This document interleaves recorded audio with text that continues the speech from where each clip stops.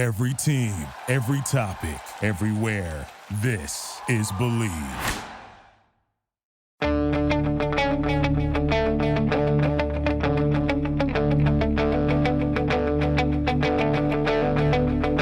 Ich warte seit Wochen auf diesen Tag und tanz vor Freude über den Asphalt.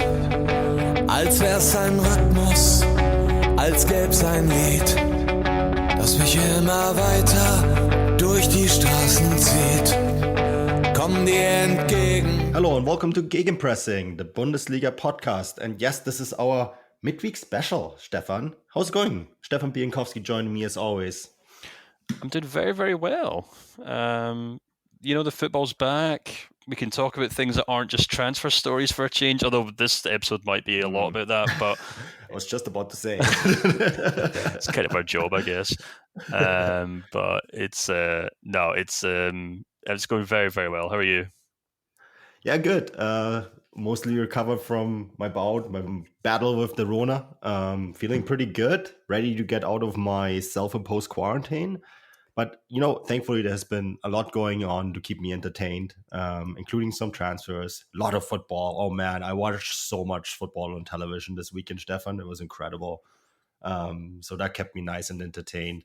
I have this setup where I just open both the doors to my outside and the ocean is right behind me. And I just turn around the garden chairs and just sit outside and while have the television on inside. It's great. It's a tough life. Yeah, it's hard to recover from Corona that way. You see, thankfully, it hasn't really been a huge battle. But yeah, this week we're going to do questions from the Substack, the Gegenpressing Substack, and I cannot repeat this often enough, Stefan. But the feedback that we've been getting has been incredible. Also, I have been blown away by how many people have already signed up and keep signing up for this, and it keeps me very highly motivated with new content as well. And I'm actually looking forward every week to writing something new now for it and kind of looking into the more in-depth research that you can do because of people engaging and are willing to pay a subscription fee, which makes it really worthwhile. So yeah, it's been amazing. Just incredible. Oh, yeah, it goes without saying. It's also just fun to have the community. We were just saying it's great that obviously people sign up. It's great that people read the stuff, but it's also just great when people comment. You guys know who you are, and there's a couple of guys who comment under most articles, and we do appreciate it. And it's just great that we can do something like this where we stick out a thread and people leave questions. We're hoping we can just keep doing this every week. And it means you guys get to have a conversation with us basically every week as well. Mm-hmm. Yeah, that's what we're here for. And I think one of the big topics this week, and I want to start with this. This wasn't actually not in the thread, but I tweeted this on August 6th when the whole transfer news about Leroy Sane and Manchester United reportedly being interested in Leroy Sane. And I think I can't remember which UK newspaper reported it, but my understanding then was that I was talking to some people in Munich that this isn't actually a move away from Leroy Sane, isn't as far-fetched as some people think. I don't think this is something that's going to happen immediately or something that, is extremely likely to happen. But I've been told that if United come with a serious offer, Bayern Munich might listen. This is a scenario where United phone, Bayern will not just hang up the phone and say, no, absolutely not. And that caused a lot of questions being raised. And I got some DMs as well that asked me about this. And I said, look, essentially, I think that this is very much a possibility considering where he is in his pecking order right now, right? And we talked about this last week. As well. And then, of course, Florian Plettenberg from Sky today reported 2 days after that Bayern might listen if an offer of 60 to 70 million euros comes in, which also overlaps with what I have reported 2 days ago. So the question that we got, and I think this is a general good debate about Leroy Sane and kind of continues from last week's theme as well, was from Pratyush Mahapatre, and I'm sorry if I mispronounced his name, would Bayern consider Wirtz next season? I believe he would fit in well in the Mané role and probably better than Sane.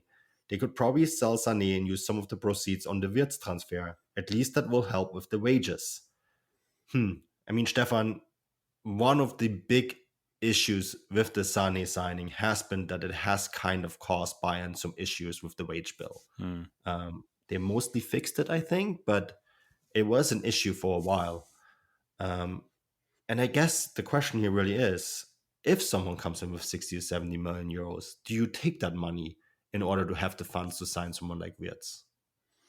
So I think I have two answers to this. I absolutely think if someone was to offer that kind of money for Sane, then I think Bayern should probably bite their hand off. I think Sane could be a good player at times. You know, he obviously has moments of brilliance, but there's only so long you can go hoping that he'll turn things around. And while Bayern may be happy with his output over the course of the season, it's now got to the point now where his inconsistency has now basically kept him out of the first team. And if you look at that first team in the first game of the season, even in the Super Cup as well against Leipzig, you're talking about a team now that has Jamal Musiala, Serge Gnabry, Sadio Mane, and potentially Kingsley Coman as well, all in front of him. And even Marcel Sabitzer, if you want to talk about Leroy Sane as a potential number 8, you've now got Sabitzer in there, you've got Gravenberch in there, you've got Leon Goretzka as well, potentially Joshua Kimmich if he moves into a more attacking role, if Gravenberch sits as a 6. So, and I think the Musiala thing is really crucial here because not only is Musiala playing better than him, but he's also younger than him. So in what scenario is Nagelsmann going to prioritise Sane over him? And the answer is probably very rarely. So, you know, I think Man United would be a terrible, terrible, terrible place for him. Not just because I think. Thank you for listening to Believe. You can show support to your host by subscribing to the show and giving us a 5-star rating on your preferred platform. Check us out at Believe.com and search for BLEAV on YouTube.